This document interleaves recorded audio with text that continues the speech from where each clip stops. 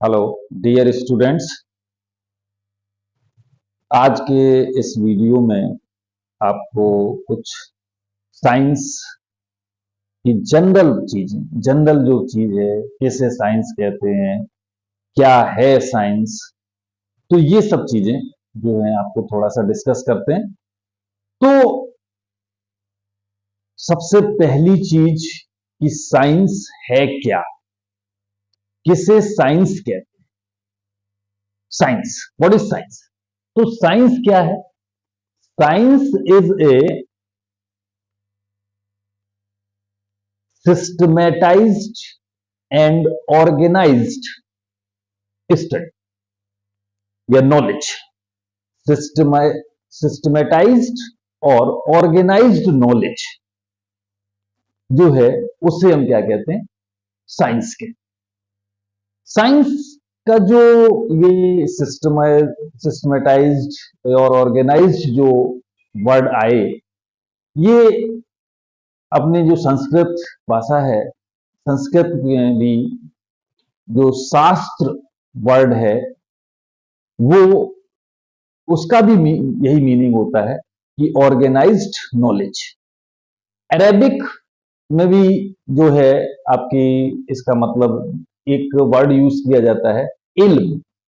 इल्म जो है अरेबिक में यूज करते हैं और उसका भी मतलब इल्म का मतलब जानकारी। तो ये दोनों वर्ड्स जो हैं they are related with science. यानी साइंस क्या हुआ?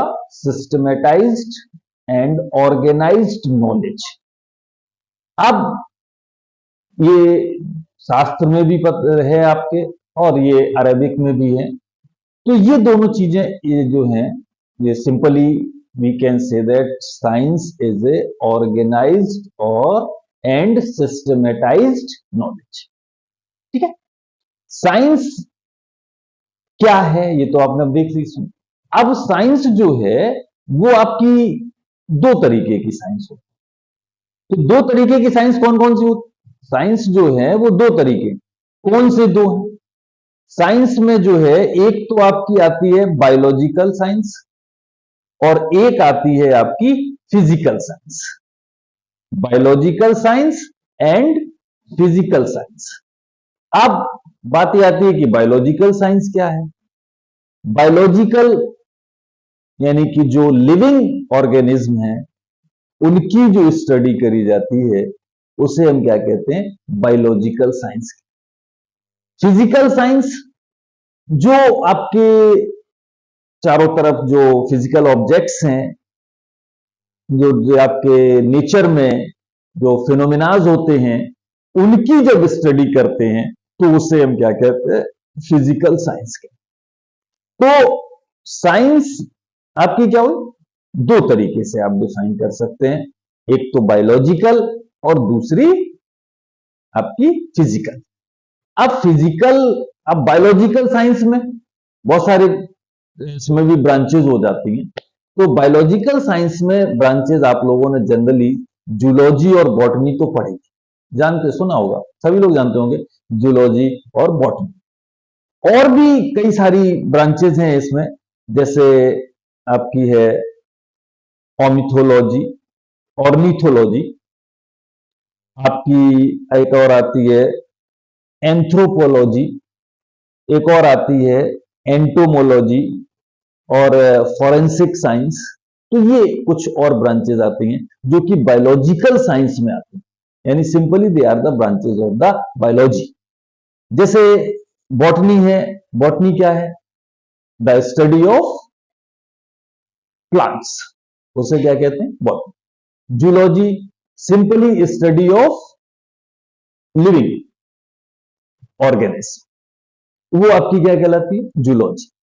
अब इसमें ऑर्निथोलॉजी एक और, मतलब इसको भी अलग अलग स्पेसिफाई कर दिया गया, जैसे ऑर्निथोलॉजी। तो ऑर्निथोलॉजी क्या है? Ornithology the study of birds, birds की स्टडी जिसमें करी जाती है, तो वो चीज क्या होगी? ऑर्निथोलॉजी। इसके बाद आपकी आती है ये फॉरेंसिक साइंस। तो फॉरेंसिक साइंस में क्या होता है? फॉरेंसिक में जो आपके जैसे कोई भी क्राइम्स होते हैं तो उनमें जो जैसे आपकी फिंगरप्रिंट्स लेनी है या कोई डीएनए टेस्ट करना है, तो ये सारी चीजें जो है वो फॉरेंसिक में, ठीक है। इसके बाद आती है फिजिकल साइंस। फिजिकल साइंस में क्या है, फिजिकल साइंस यानी study of physical objects. Physical objects lies in nature, तो वो आपकी क्या हो गई, फिजिकल साइंस। तो फिजिकल साइंस में भी दो पार्ट्स हो जाते हैं। तो फिजिकल साइंस में दो पार्ट्स कौन कौन से होते हैं, एक तो आपका जो है वो फिजिक्स कहलाती है और दूसरी आपकी क्या कहलाती है, केमिस्ट्री कहलाती है। फिजिक्स में क्या होता है कि जो आपके मैक्रोस्कोपिक ऑब्जेक्ट्स, उनमें होने वाले फिनोमेना, मैक्रोस्कोपिक मतलब जो आंख से दिखाई दे यानी बड़ी ऑब्जेक्ट्स, तो उनकी स्टडी करी जाती है। और केमिस्ट्री में क्या होता है कि माइक्रोस्कोपिक यानी कि जैसे मॉलिक्यूल्स, एटम्स, इनकी स्टडी आप करते हैं। तो ये केमिस्ट्री और फिजिक्स जो है ये दो ब्रांचेस होती हैं इसकी फिजिकल साइंस की। यानी साइंस एक बड़ी चीज यानी सिस्टमेटाइज्ड और organised knowledge is said to be science, while and science has two branches and these branches are biological science and physical science. Biological science में आपकी जूलॉजी, बॉटनी, ऑर्निथोलॉजी, फॉरेंसिक, ये सारी चीजें आती हैं। और फिजिकल में आपकी फिजिक्स है और जो आपकी केमिस्ट्री, ठीक है। तो ये ध्यान रखिएगा, जनरली इस टाइप के जो क्वेश्चंस हैं जो मल्टीपल चॉइस में कभी कभी जो है वो कॉम्पिटिटिव स्टैंडर्ड पे पूछे जाते हैं, generally in case of NEET exams, तो उसमें ये चीजें कभी कभी पूछ ली जाती हैं, तो उनको ध्यान रखें। अब साइंस तो ठीक है, साइंस समझ गए आप क्या होता है।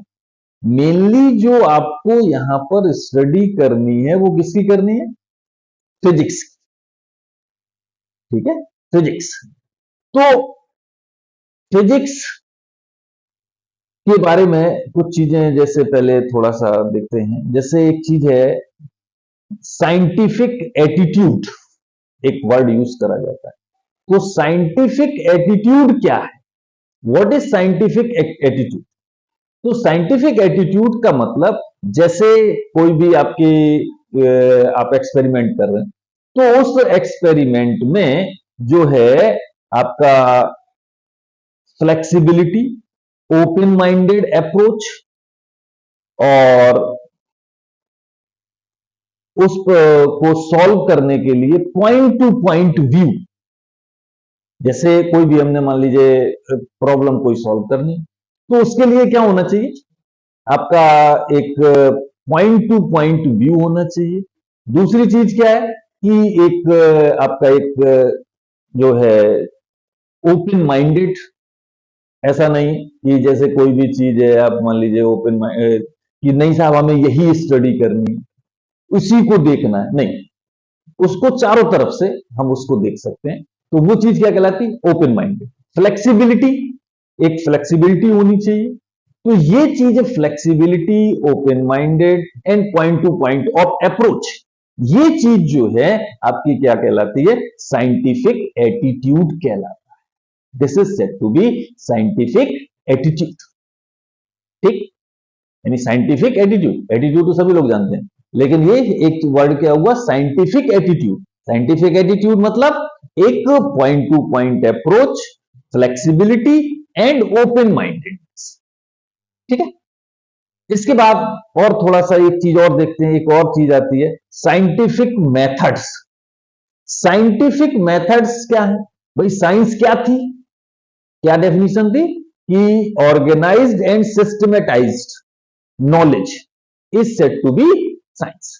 तो अब साइंटिफिक मेथड क्या हो गए कि ऐसी जैसे कोई भी प्रॉब्लम हमें सॉल्व करनी है तो उसकी जो है वो आपकी जो मेथड है वो कौन से होने चाहिए, यानी जो भी आपने प्रॉब्लम का रिजल्ट निकाला वो रिजल्ट जो है कुछ इस तरीके का हो कि एक्सपेरिमेंटली भी वेरीफाई हो और आपका वो थ्योरेटिकली भी वेरीफाई हो।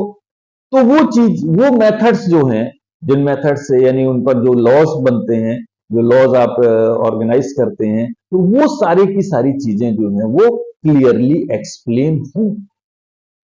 ठीक है, तो वो आपके मेथड्स क्या कहलाते हैं? साइंटिफिक मेथड्स कहलाते हैं। तो ये दो वर्ड्स यूज करे जाए और हैं, साइंटिफिक एटीट्यूड और साइंटिफिक मेथड्स। ठीक है, तो साइंटिफिक मेथड्स जो हैं, इसमें जो भी आप करते हैं, जो एक्सपेरिमेंट है, एक्सपेरिमेंट आपने किया, उससे आपने कोई रिजल्ट निकाला, और जब रिजल्ट निकला तो उस रिजल्ट को फिर वेरीफाई किया, एक्सपेरिमेंट वो जो आपका थियोरेटिकली जो आपने करा था वो, और जो एक्सपेरिमेंटली कर रहे हैं वो आपके दोनों मैच करने चाहिए। ठीक है, तो वो तब वो मेथड आपका जो है आप क्या कहलाता है? आपका साइंटिफिक मेथड कहलाता है। ठीक है, तो ये एक कुछ जनरल बातें थी। तो अब इसके बाद और थोड़ा सा आगे चलते हैं। तो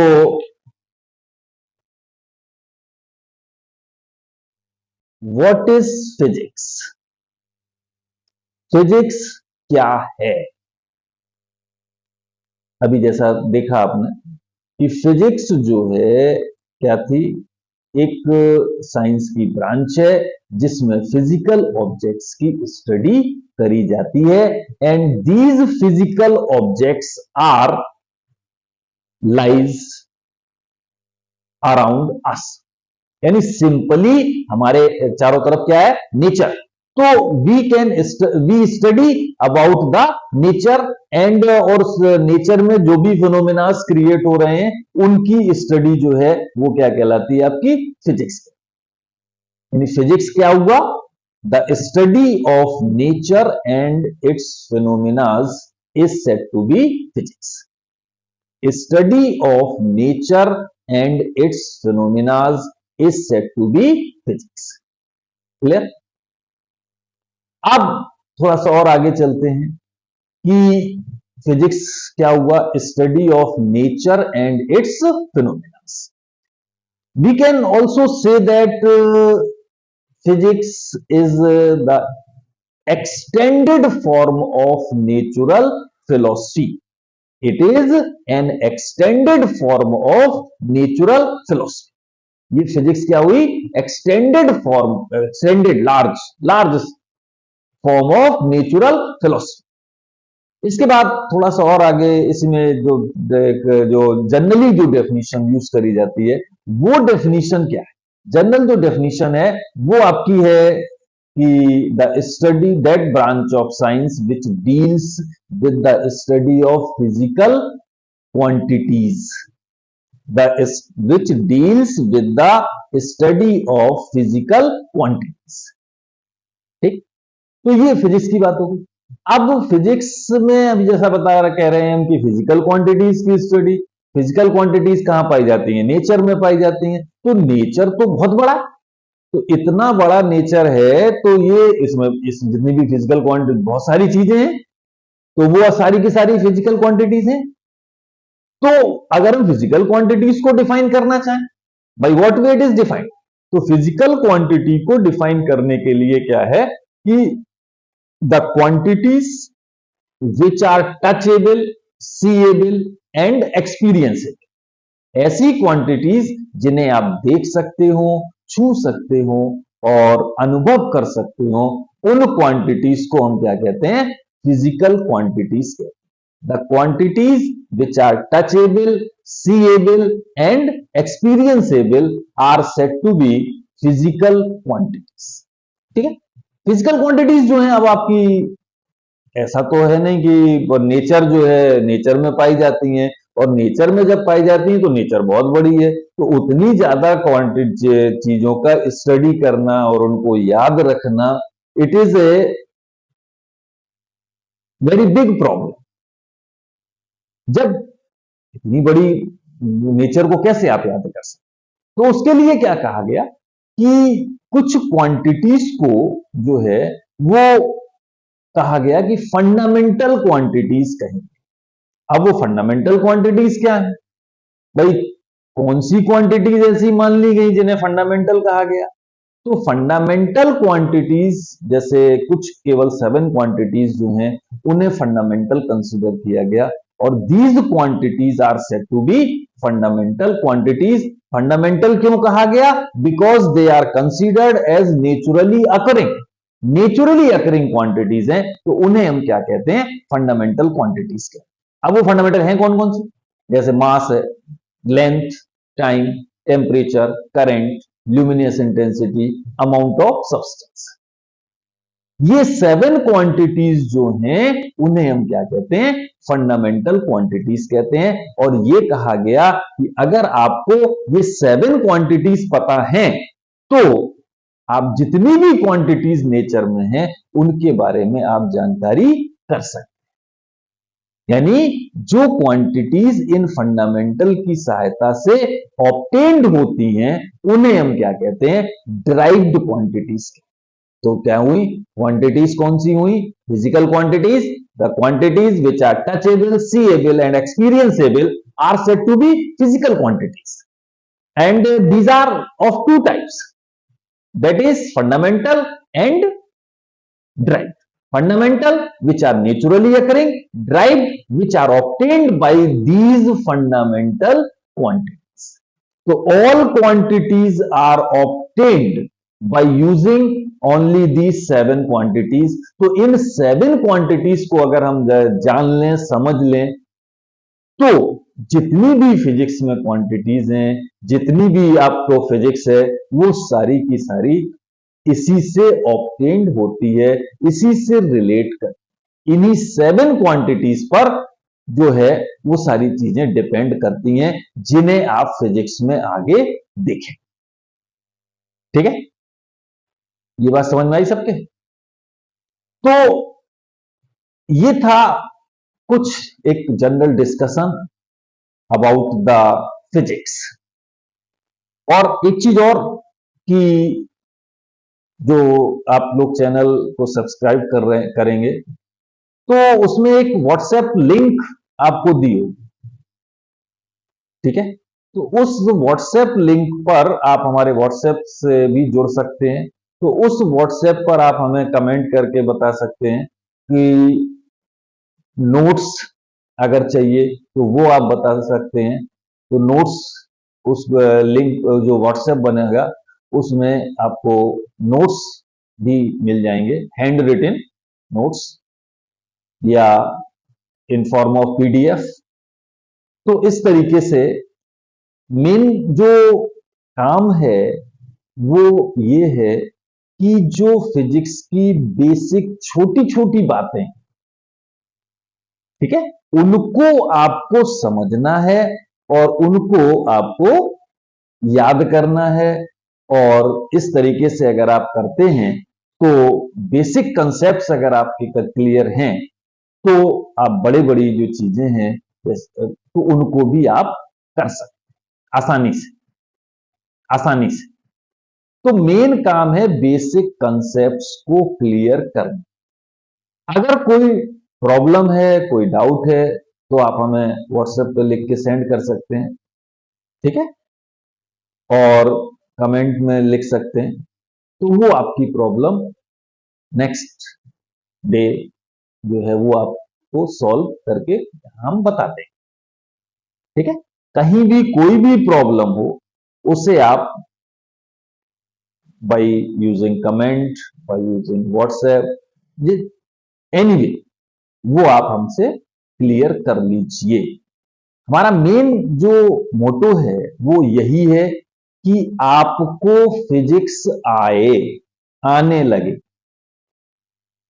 बस। और फिजिक्स आने लगी तो जो भी आपके जितने भी कॉम्पिटिशन्स हैं, चाहे वो नीट हो, चाहे वो जेई हो, वो आप आसानी से, क्योंकि फिजिक्स ही रिस्पॉन्सिबल होती है मेनली इन सारे जितने भी कॉम्पिटिशन्स हैं उनको क्रैक करने के। ठीक है, तो जो भी प्रॉब्लम हो, जिस तरीके किसी भी तरीके की अगर फिजिक्स में कोई भी प्रॉब्लम है तो वो आप हमसे शेयर करें। ठीक, कोई प्रॉब्लम जो भी हो वो आप हमें शेयर कर सकते। व्हाट्सएप पर आपको रिटन नोट्स भी मिल जाएंगे, और वैसे यहाँ पर हम अगर करने वाली प्रॉब्लम है तो उसे यहाँ पर हम डिस्कस भी कर देंगे नेक्स्ट वीडियो। तो आज के लिए इतना ही। नेक्स्ट वीडियो जो आपको मिलेगा, देखिए डेली मिलेंगे, और अभी देखिए हो सकता है कि YouTube पर इसी पर आपको लाइव भी हम पढ़ाएं, लाइव पढ़ा सकते हैं। टाइमिंग उसकी जो है वो थोड़ी सी इधर उधर होगी, नाइट इसमें नाइट में ही पढ़ाएंगे। तो ये अगर जिस तरीके से अगर आपकी जो भी प्रॉब्लम्स अगर आती हैं तो उन प्रॉब्लम को सॉल्व करने के लिए लाइव भी आपको मिलेगा। तो आज के लिए इतना ही। Thank you.